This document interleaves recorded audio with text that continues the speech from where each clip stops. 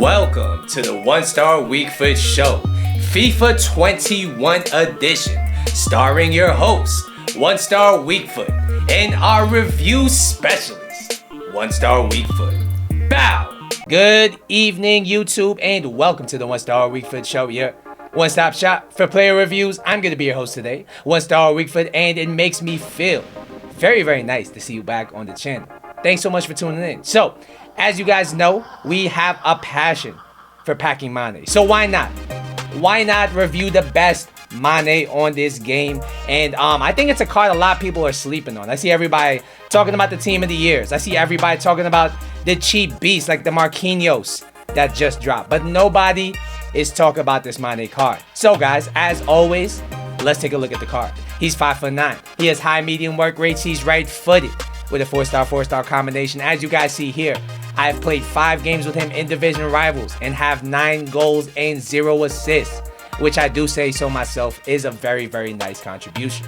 Before we go any further, if you're enjoying the content, if you want more content like this, do me a favor, hit the like button down below. And if you're new to the channel, as always, do me a big solid and hit the subscribe button down below. I appreciate all you guys at home for watching this video. So, when you look at this Mane card, he looks very, very similar to Freeze Mane. I mean, the main difference between them is really 2 things. The position, obviously. Freeze Mane is a striker. This Mane is a left mid.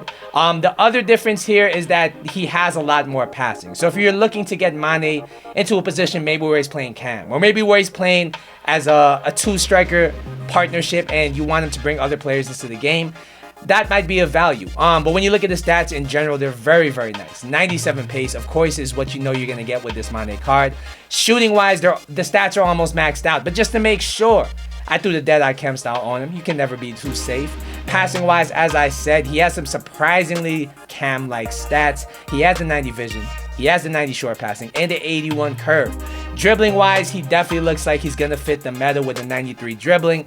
And physical-wise, he is offering a lot that a lot of players are not on this game with the 75 strength, the 79 aggression, and the 94 stamina. So, without further ado, I'm going to take you over to our review specialist in the studios, One Star Weak Foot. Take it away. Thanks, One Star. So, according to Footbin, as you guys know, this Mane card is going to be costing you 2 million coins on the PS4 market. Is he worth it? I'm 50-50 on it. I do think he's not the worst value in the world, but being that certain cards like Mbappe and Neymar are very cheap at this point of the game, I do question the value a little bit. Let's talk about the card though, starting with the pace. He has 97 pace, and there's no surprise here. He is one of the quickest cards you can get on this game, and he feels very much so. Getting behind the defensive line is very, very easy for him. And once he's in behind with his 96 sprint speed, he is going to stay behind. Another thing I really noticed about this card is he feels extremely explosive. He feels very nice coming out of the skill moves like the heel to heels and the L1 fake shots. And overall, I have to give this guy's pace a 10 out of 10.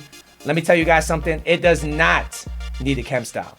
Next, we're going to talk about his shooting, and honestly, I thought that this was probably his best attribute aside from his pace. His shooting was very, very reliable on both feet. He feels much more clinical than non-form Mane, and that's saying a lot because non-form Mane does have a decent shot on him. But let's talk about the stats. He has 97 attack positioning, which makes him a menace to defend against. He's always looking for ways to get open, always making brilliant runs, and he scored a lot of his goals just by virtue of his positioning. His finishing, though, when he gets into position, it's lights out. I mean, he has 95 finishing. I maxed that out to 99. He has 89 shot power. I maxed that out to 89, and his shot was absolutely broken. And honestly, I do think he's one of the more clinical players I have used on this game, and therefore I have to give his shooting a 9.25 out of 10.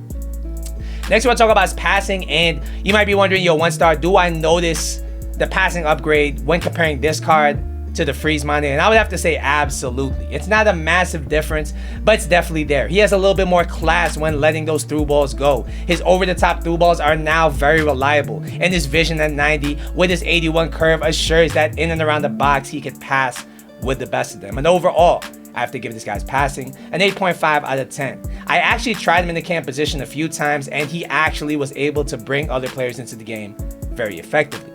Next, we'll talk about his dribbling because, as you guys know, as they nerf more and more overpowered mechanics every patch, dribbling is going to become more and more important on this game. And this Mane card can definitely dribble with the best of them, and he has the best of both worlds. He has the explosiveness of the Mbappes, of the Samuel Eto'os of this world when he hits the bridge which has been nerfed by the way, but he still does it pretty decently. That diagonal nutmeg or the directional nutmeg. When he hits the L1 fake shot, when he hits the heel to heel, he blasts off like Jimmy Neutron coming out of the skill moves. His ball controller's dribbling means that's L1 and R1 dribbling. His left stick dribbling is very tidy, very clean, very responsive. And he's exactly the kind of guy you want if you enjoy dribbling, if you enjoy beating a man, a second man, a third man, dribbling through an entire defense. This Mane card will be definitely able to do that for you. And overall, I have to give his dribbling a 9.5 out of 10. He's very, very good on the ball and very versatile in that he could explode out of the skill moves as well as have that nice close control.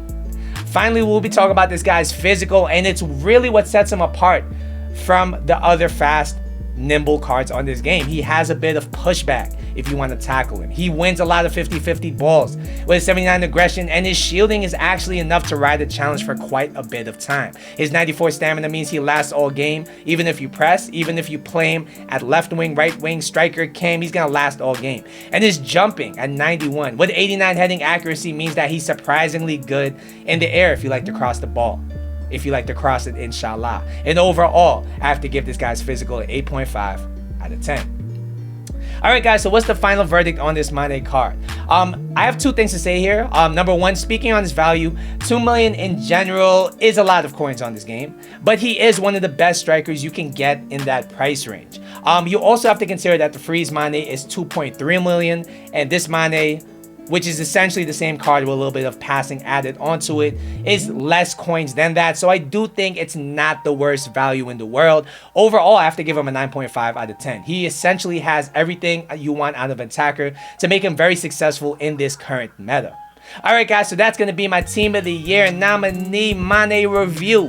Hopefully you guys enjoyed it. Once again, don't forget to like and subscribe. I will see you guys in the next episode, the next video. But until then,